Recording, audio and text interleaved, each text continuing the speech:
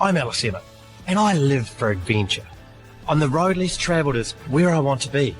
Some of the most remote places left on Earth are only accessible by sea, so I need to learn how to sail. And I need a boat. Like the explorers of the past, I'll leave my home and journey across the water. See you later, New Zealand! And out there, in all that blue, as captain of my own ship, I'll be tested like never before. My course is set for the far-flung islands of the South Pacific, to discover the isolated people, raw beauty, and the secrets of those forgotten shores. Let the voyage begin.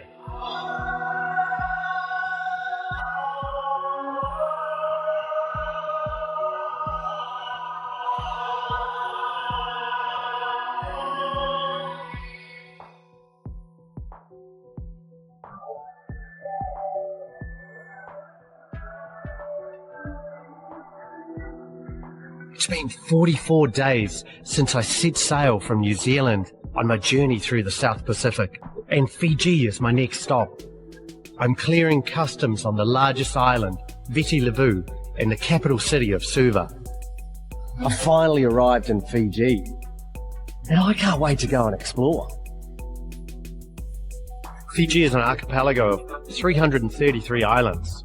Only about 1/3 of them are inhabited. Early European explorers found Fiji to be a dangerous place, with treacherous coral reefs, warring tribes, and unpredictable cannibals. You can sense the deep history here in Fiji, and I find myself surrounded not only by its beautiful geography, but its rich mosaic of cultures and fascinating spiritual heritage.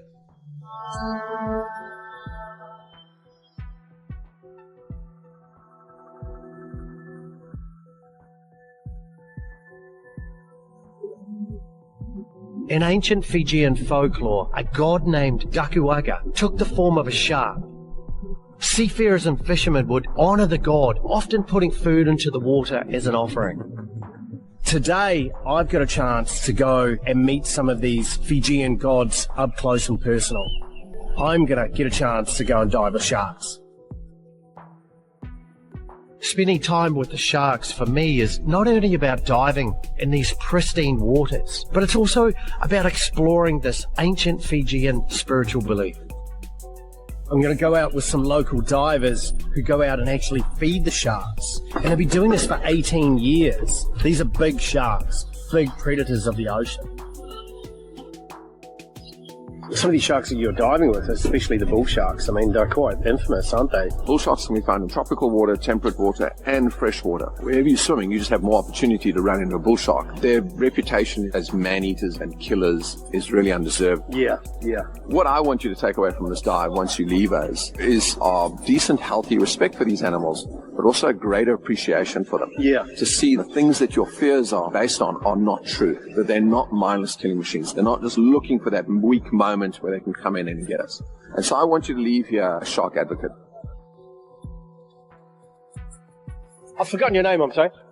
Right there. Turks. Yeah, that's handy. Why did you decide to start swimming with sharks? For me, it's safe diving with sharks than driving a car. I really want to feed the sharks like the way I feed my kids. So once they get food, I'm happy. They're happy, I'm happy. Brendan told me a little story about Turks, and it really blew me away. He'd been offered a very lucrative rugby league contract in Australia. He turned it down to become a shark diver. When they heard that I was started to feed the sharks, all the oldies from around the village, they just give me advice. Just look after yourself, but keep doing what you're doing.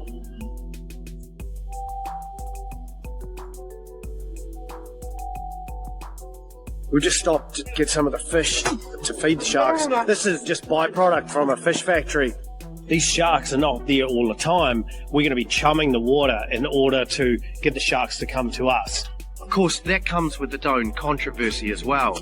Many people believe that you shouldn't feed the sharks, as the sharks will then associate humans with food. This also changes the dynamics of the ecosystem. But the flip side of the coin is seeing these sharks firsthand and changing the public's perception that these are not mindless killers of the ocean. I'm really excited about this opportunity, but at the same time I'd be lying if I said that I wasn't a little bit apprehensive.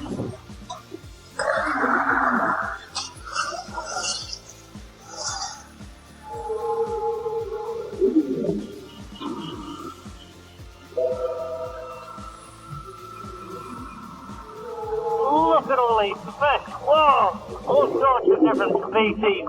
What we're doing right now is just turning on a food valve. Somewhere in the middle of that feeding frenzy is cut. All of this activity from above should start to bring in the bigger sharks. And right on cue, here they come.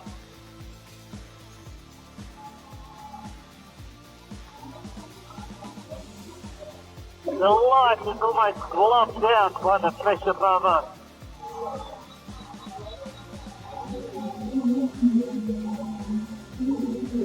Got one coming in. Oh, shark! It's funny to think that these sharks actually have to get the courage up to come close enough to us as humans to take the food from our hands.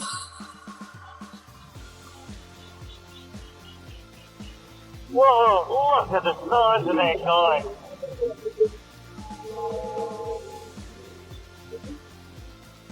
That shark was less than a metre in front of my face when it took that fish head.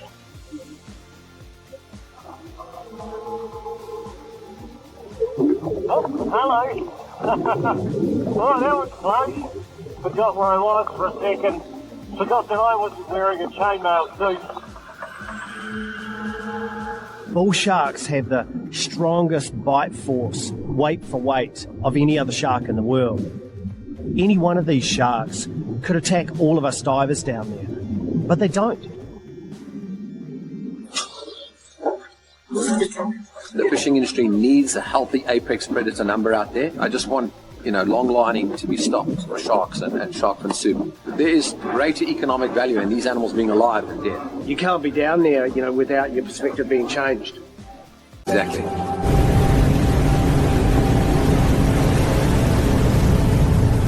I've really come to Fiji to explore the more outer islands. But before I do, I want to explore Suva. Not far from here, across the water on the island of Binga, legend tells of a sacred power passed down by a spirit god. The ability to walk across smouldering hot rocks without getting burnt. I seem to have got myself in over my head again. I've agreed to go firewalking Fijian style. Tonight, descendants of the Sawa tribe from Bingay Island are going to show me how it's done. So, Manaka, you're going to teach me how to do it, right? Yes, if you want to, then I'll teach you what to do. That'll be awesome. I'm not going to get burnt, am I? No. You didn't seem that. You didn't seem that sure. It's like 400 to 600 degrees Celsius. That makes me feel a lot better. We have to pray to the Almighty, then we do power. I probably need a minute. Oh wow, there's a lot of you.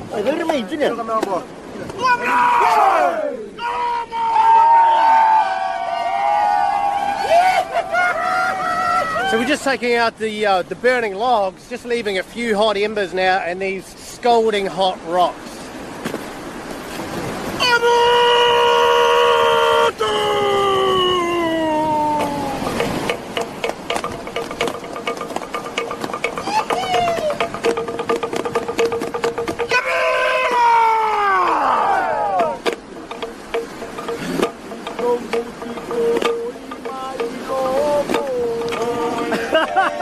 Why are you not getting burned? They're not even rushing as they walk over the stones. They're just standing there looking me in the eye. Can you ask the chief if I can have a go? It's really, really hot. Yeah, I know. You can burn yourself. Yeah, I know. Can I just pour a bit of water on this one? Yeah, that's hot. I'd say that's warm. All right. Good to know.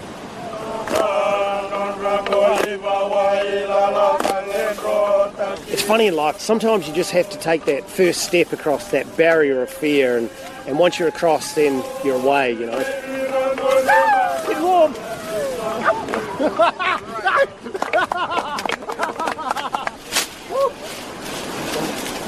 I was like, oh, this is not too bad, not too bad. And yes. I keep thinking maybe it was delayed pain or something. So it's not a joke. No, it's not a joke. It's But real. How does it work? You better ask him. It's the gods. Yeah. It really You is. better ask him. I know. He gives it, so he can take it away. He really is looking after me. Yeah. The firewalking tradition keeps on passing down from generation to generation. It was a gift from our forefathers, so we have to keep this tradition alive to the next generation.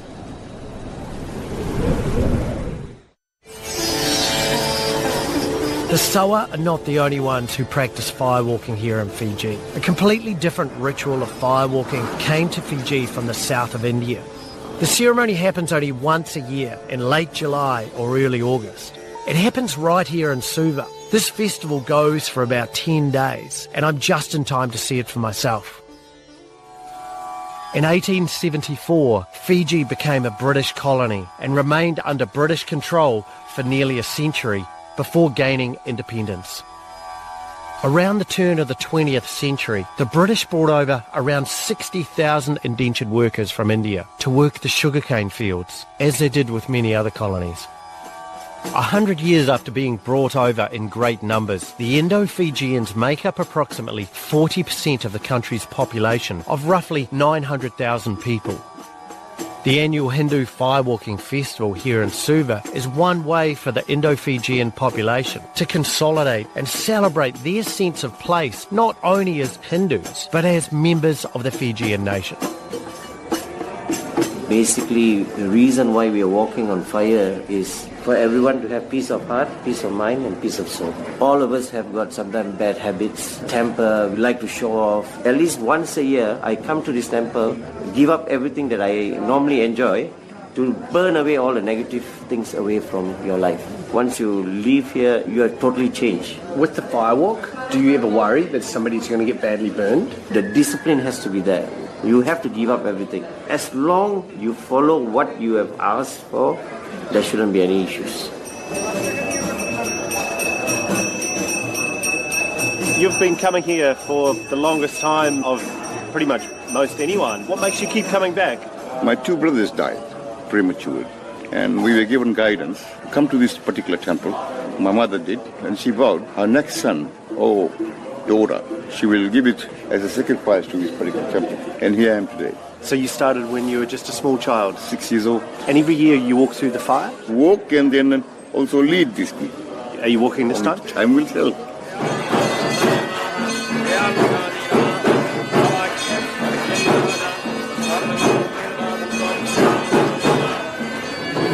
So I wear this today?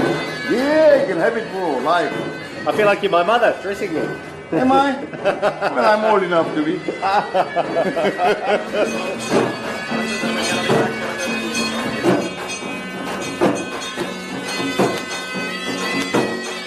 One of the things I did mention, though, that I'm a little concerned about, I have to be whipped in order to be able to get access inside, and the whipping is designed to make sure I don't have impure thoughts, and so I'm probably going to get a few lashings.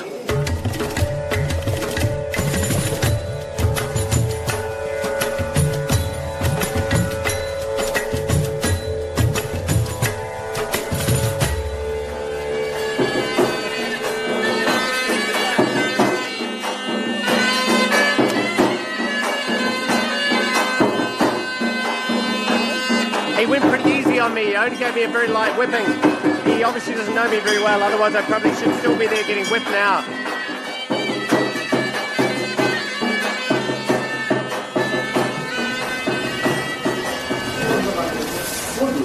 This year there's about 30 devotees that'll be completing the whole firewalking ceremony. But the one thing that really surprises me is this young kids doing it, as young as 9 and 10 years old. Have you done everything that the adults have done? Fasting, not sleeping much, haven't been drinking alcohol, have you? No.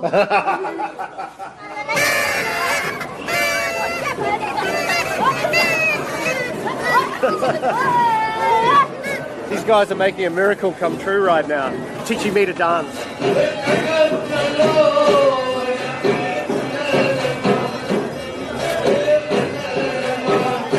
This is a true marathon. Music, dancing, it's just been non-stop. What happens now, the firewalking fire will be lit.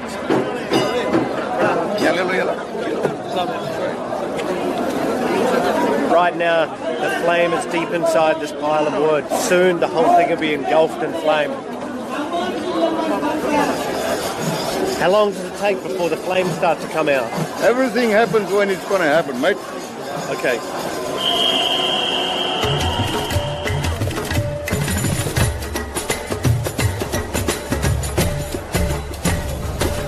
The fire is roaring and the heat coming off it is just tremendous.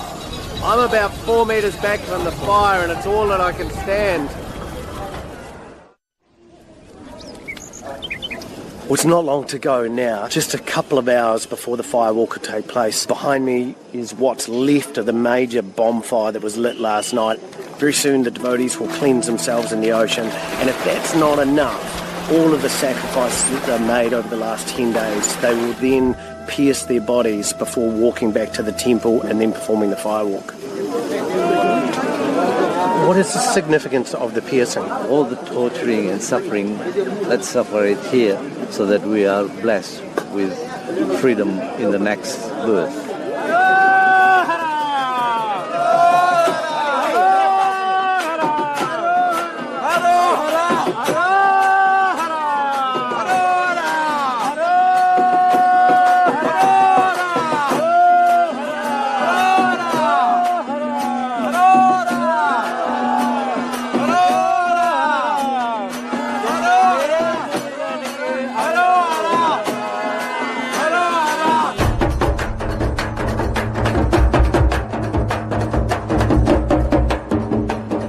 Behind me is the goddess Draupadi, goddess of fire. She's sitting square to the fire pits, and when the devotees are ready to take their first step, they'll look up, look square into her eyes, and it is believed that she will help protect them as they walk across the red-hot embers.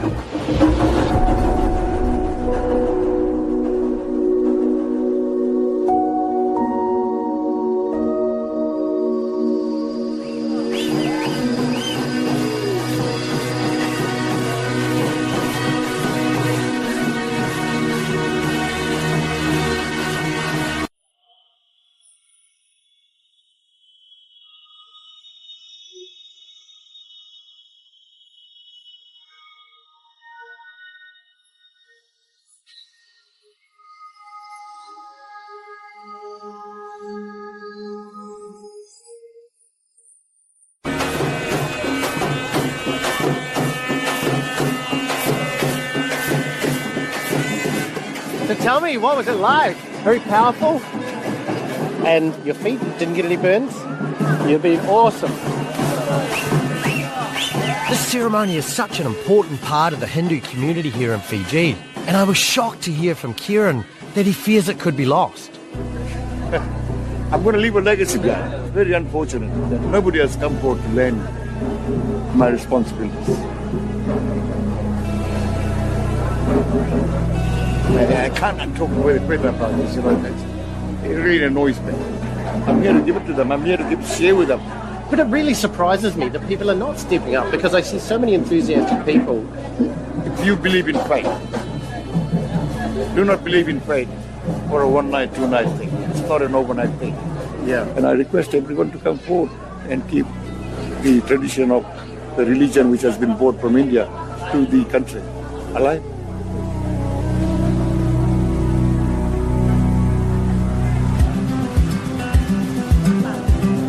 I'm preparing to head away to the Lau group of islands. In order to access these islands and villages, it's customary to take a gift to the chief called sabu sabu, and that gift is normally kava. Kava is the root from a plant, and it's dried out, it's ground up, and it's turned into a drink. And basically that allows me access into some of these remote areas. So, I'm on the lookout for kava. I'm told the kava isn't in the main market, it's actually upstairs. I want to take it as a gift for somebody. So village? Yeah, like a village, yeah. Well, you have to tie it up like that. If you want, we can make it for you. All right. Thanks a lot. Got my ticket to the Lau group. All set. All right, thank you. Bye. The only thing that's standing in my way now is about 2 days' sail, so let's get on it.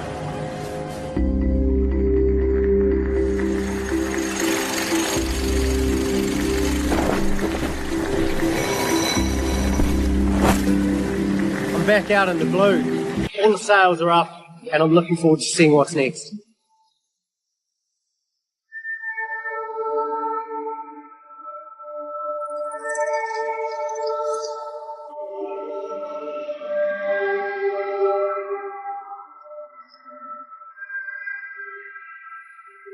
There's heaps of squalls around.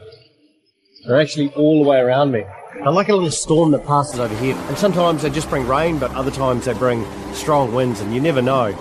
I've reefed in the main, which means I've pulled some of the main down to reduce the sail area. So if one of these squalls comes through and brings a lot of wind with it, I'm not going to be overpowered with my sails. It's quite dramatic weather. The waves are coming in and they make the boat roll. So just hopefully none of these little storms turn into a big storm.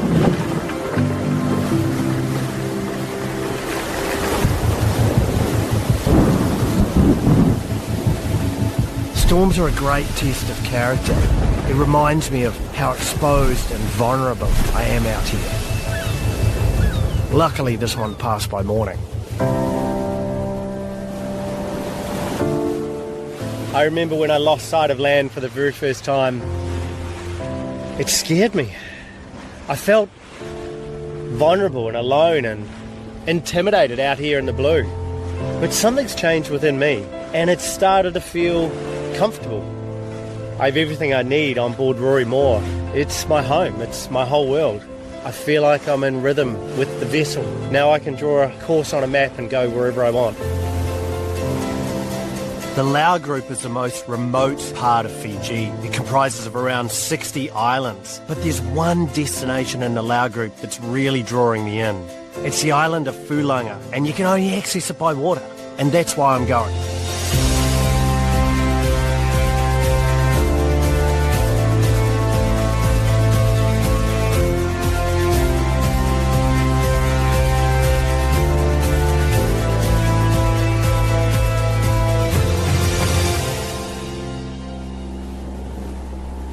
I think it's about 400 people that live on this island in 3 villages. I have to find one of those villages, Moana Taki, and I have to find the chief and give him an offering.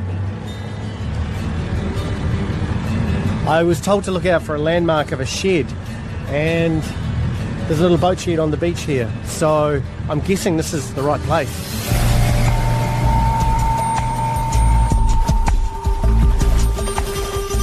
I've just run into Bill here. So he's offered to show me the village and take me over and introduce me to the chief. And that's where I'm going to present the Kava route. Hopefully that'll be my ticket to be able to stay on the island and explore the island. Hopefully he'll grant permission. I'm a bit nervous to meet him.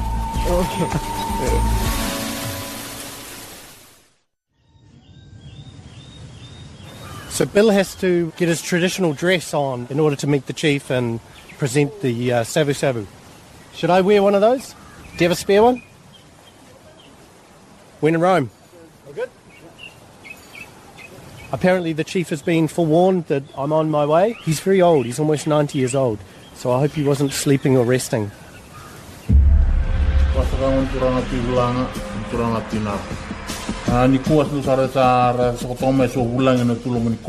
It's 2 days sailing back to Viti Levu if they don't accept my Kava offering.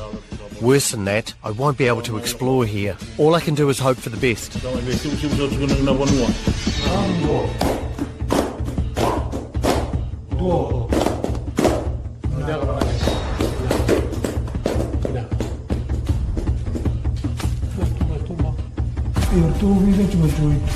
That's the end of the ceremony, presenting the Kava? Yeah. Thank you so much. Nice to meet you. Yeah. Permission's been granted to be on the island and stay here for the next few days. Yeah, there was quite a bit riding on that, so yeah, the island is my oyster right now.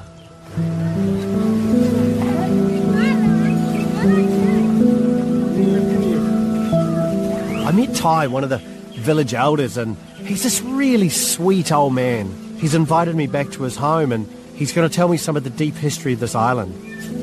Okay to come in? You welcome, my friend. Come in. Hey, just put your shoes on. No.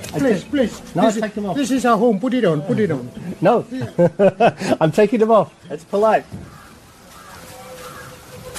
I'm really fascinated with that old Fijian culture and the ways that maybe aren't practiced today. It's the village people ready to build the house of the chief. Before they dig the hole for the post of the house, they will kill one lady or one man to bury in the hole and put the post right inside the hole and start to put the beam and everything. I mean, that sounds horrific. But this was many generations ago, many hundreds of years ago. They don't kill any people now. They make a very big feast, killing pigs and goats and cows, and we don't kill people anymore, like the old people. So who told you these stories? It's my grandfather. What are the legends and stories? Because I find this really fascinating. The name of his island is Fulanga, and another name is Ponuaseu. Ponuaseu means if you see the rooster, that's our chicken. When they search for food in the ground, they usually use their legs to scratch all the stone, and the stone going, some on the southern side, some on the northern side, some on the eastern side, western side, in the middle. So it was the rooster scratching, flicking out all the stones. All the stone around. And that's what created the islands out in the lagoon.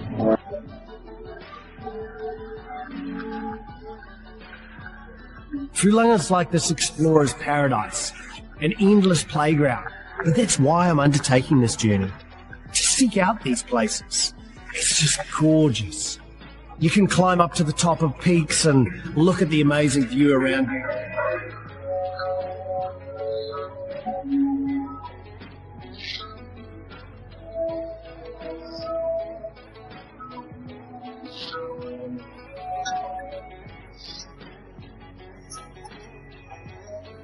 I climbed up onto one of the higher islands, and it's such a commanding view of the atoll. Hundreds of islands all around me.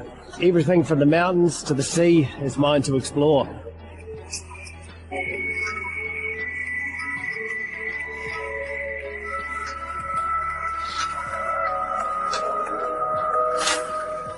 Doesn't get much better than this. This is paradise. Had a pretty awesome day, and there's no better way to finish it off than sleeping out under the stars.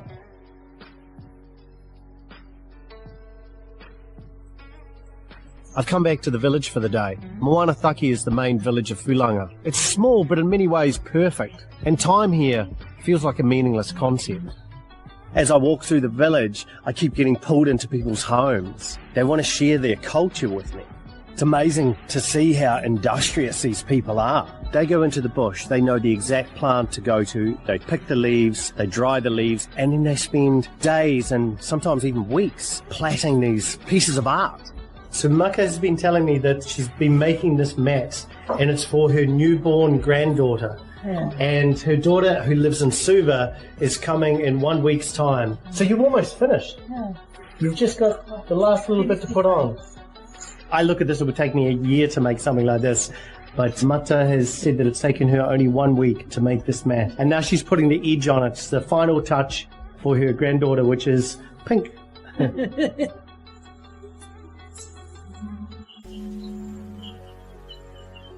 The people of Fulanga are known for their carving, and the skills have been handed down from generation to generation. And these skills are highly protected. I met Suki, who's head of the village. He invited me into his home and he showed me some of his carving, and they're just pure works of art. How long did it take you to make this? 1 week. And why is wood carving so important to the people of Fulanga? That's the only things that they earn their everything in their family. If we sell this bowl, we divided the money to each and every group of us. These carvings are some of the major exports from the island, and sometimes they'll spend weeks on a single piece and then send it to Suva in the hope that it'll sell. It's very heavy. It's a very dense wood, isn't it? It's only one wood we mostly use for the wood carving. That's only the hardwood one, we call it a savesi. These carvings are made from a particular type of hardwood, but the fact that the timber is getting harder to find is a real worry for Soki. How long did it take you to carve this one? I know it's not finished yet, but... Yeah, 2 or 3 weeks. So this is a really large kava bowl, and this would be for a big group of people coming together from the village to drink kava. And it's one piece of wood? Only one piece of wood. There's a very important piece down here, this triangular piece at the bottom. There's some inserts of shell that go in there. That always has to face the chief, and that's a sign of respect. Before you leave here, you must try some kava. I don't know, I'm going to have to taste it first. Do you like the flavour? I like the taste of kava. I can't wait to try it.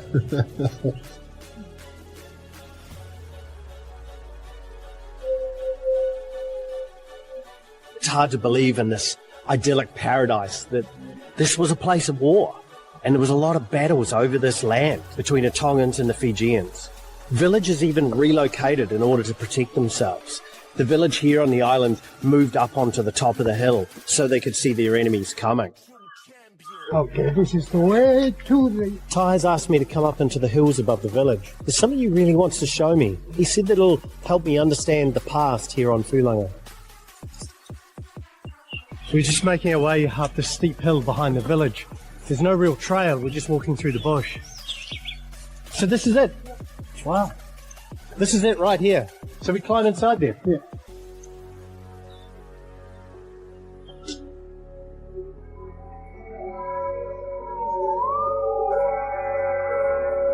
There's just a pile of skeletons and skulls just mounded up in this cave. Some up on the ledges as well. It's pretty surreal. I'm trying really hard right now not to stand on dead people. In olden days, I had the stories from my grandfather. They used to fight. People who sail from Tonga to Fiji, they sail in the Aotearoa canoe. And now people, they stay in the hill, up here in the hill, and they have to fight each other. It's unbelievable to be able to cross such vast distances of ocean without any of the luxuries or the navigational equipment that we have today. And then to come from a far-off land to conquer. Sometimes I guess they were successful, but other times they weren't. I see that some of them have what looks to be injuries. Like this one here, the dragon. They have their weapon to the throwing card, and they have to walk up to a big, long one. They have to smash the people with it. Yeah. And they used to eat people. I was told when you killed your enemy, there was no greater revenge than eating his flesh. That is it. Yeah. You talked about your grandfather remembering the times of the cannibalism. He remember the story. From his father? From his father. And my grandfather tell the stories to me. When did cannibalism end? There were two missionaries who come from England to Fiji, and they bring the Bible with him, and they said, no more cannibalism. And they changed their life. Coming here and seeing these skeletons in this cave is a window into a past that we can not really understand or will never see for ourselves. Luckily, never see.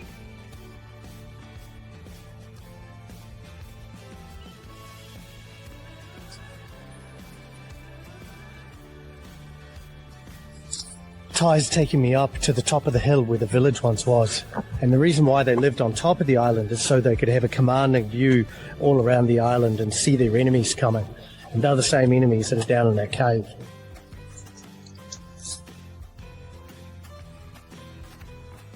You can see down below here, their weapon, the stone they carry from down there to up here. So they were big and strong. Yeah. Carry these boulders up here. This is why some of those people are in the cave down there. They have a hit on the head. Big one. Oh, you're strong. So when they see the enemy, yeah, coming up and they go strong. Wow. Don't throw it. Maybe there's children down there. You can just see for miles out to sea. That's where they came through. When they see the smoke from up here, and they follow up, and they think that the people are living here. Are you saying they would light the fires so that it would be like a trap? That's right. My grandfather told me this story. And the big people, the men have to stand up here with a big stone ready to throw them.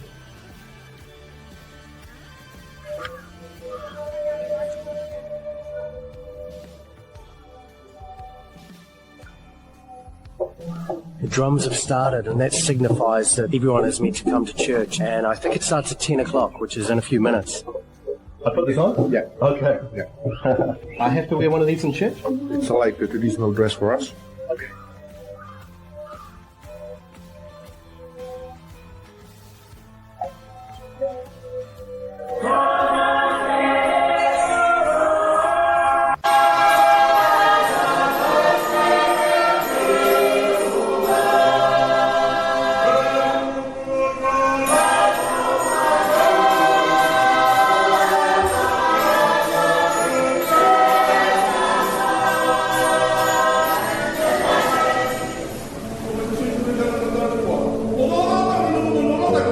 Like many of the Pacific Islands, missionaries came to Fiji in the early to mid-1800s, and they brought Christianity, and in doing so they changed the belief system throughout the Pacific. It's amazing to see that 200 years later, those ideas and belief systems still live on, and everybody goes to church on Sundays.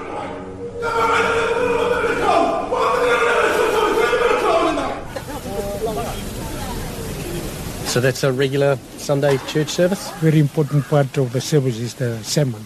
The sermon is about people you don't know. When you meet him the first time, you show your respect from the bottom of your heart. And so that's what you did for me. I felt that too. So thank you. Thank you very much. So we'll go to our house and have a big lunch. Thank you everyone for inviting me into your home. Help yourself. Help yourself. Cabbage and the curry, Roti. clams. Most of the food here has been grown on the island or caught out on the reef there with the fish and the clams. This just speaks to how reliant these people are on the island and how self-sufficient the island is. As an outsider coming to a place like this, it feels like paradise, and you can't imagine why anyone would want to leave. But the reality is people do leave and they don't come back. Many of them, when they go to the mainland for school, then they get a job and they move to Suva rather than come back to the island. You went to Suva for school. Yeah. Why did you decide to come back? In here we don't buy things. Most things we just get it on our own. We plant our fruits, our crops and vegetables, we just plant it. And the seafood, we just go and get it from the sea. We don't buy it. In Suva, everything is expensive. We buy everything. In here, we just get it for free. Is your son going to go to school in Suva eventually? After he's done with his studies in here, then we'll move to Suva. Do you hope he comes back? If he decided to stay there, then... You have to keep telling him to come back and look after Mum when he's older.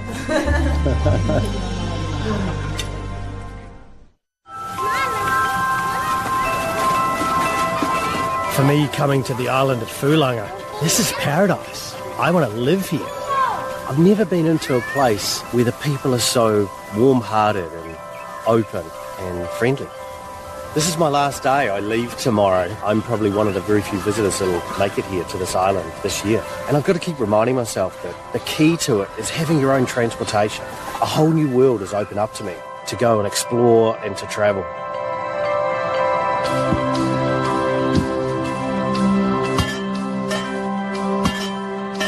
I've been invited to a party tonight, and the party is actually a farewell party for me. So this is the kava root that's being pounded into a fine powder, and that powder will then make the kava drink. Back home we might use a machine for this, but here there are no machines, so everything has to be done by hand.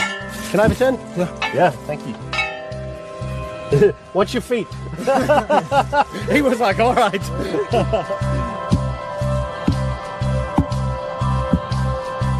I think I found my calling. You tell me if I'm doing this right. Mind your toes, mind your toes.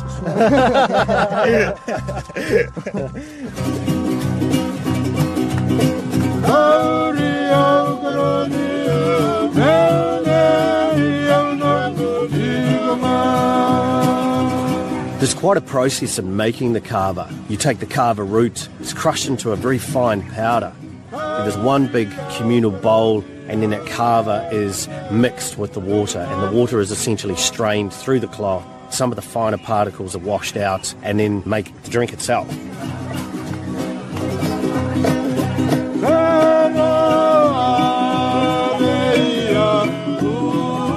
It's really the social aspect that's the most important part of kava drinking, and it really brings people together from the village.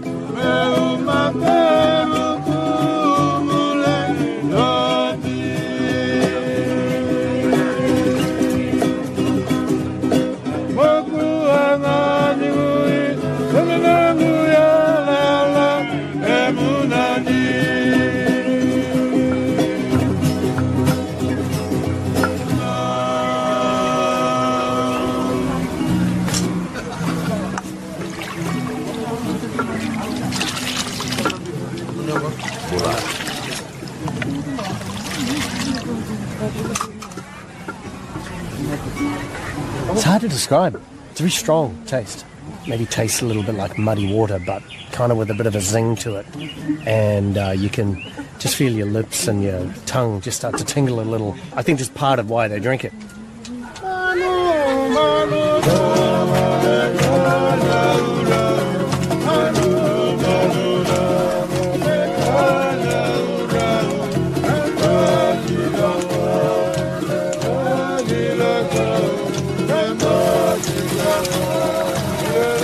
Is your food, is it okay here if you left for a few minutes? Yeah.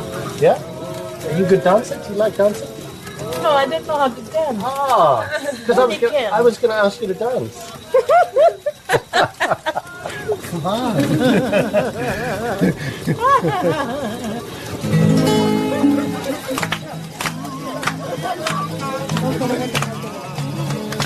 The real beauty is in the people that live here. It's really humbling. And then tonight they wanted to sincerely say goodbye. I just find it so surprising when people come up to me and shake my hand and say thank you for coming to our village. It's kind of this whole role reversal. But it just shows how gracious these people are, and it also shows how few people come here.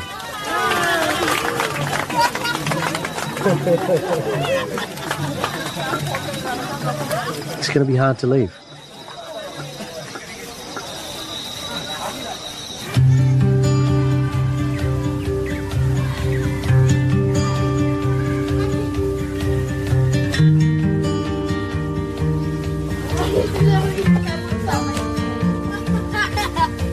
One of the people that I really bonded with is Ty.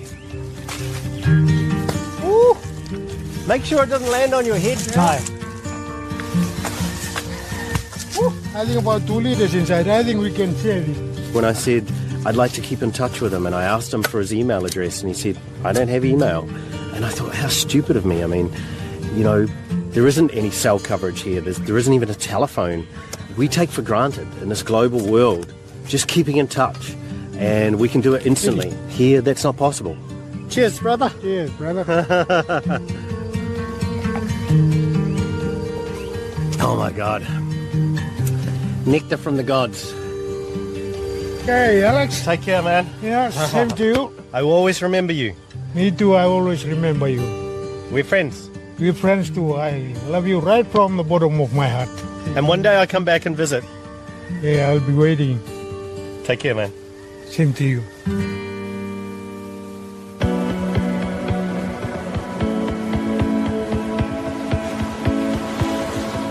Coming from New Zealand, I always thought of the South Pacific Islands as part of our backyard. And through marketing, I saw Fiji as a mecca for beachfront hotels and resorts and tourists looking for that tropical island fix. How wrong I was. This little country is so diverse. It's a mosaic of cultures and traditions, history, myths and legends. The people here, they have huge smiles and even bigger hearts. This place truly has surprised me. It's wowed me, it's fascinated me. And if you're willing to get off the beaten path, away from the hotels and resorts, it really is a playground for an adventurer.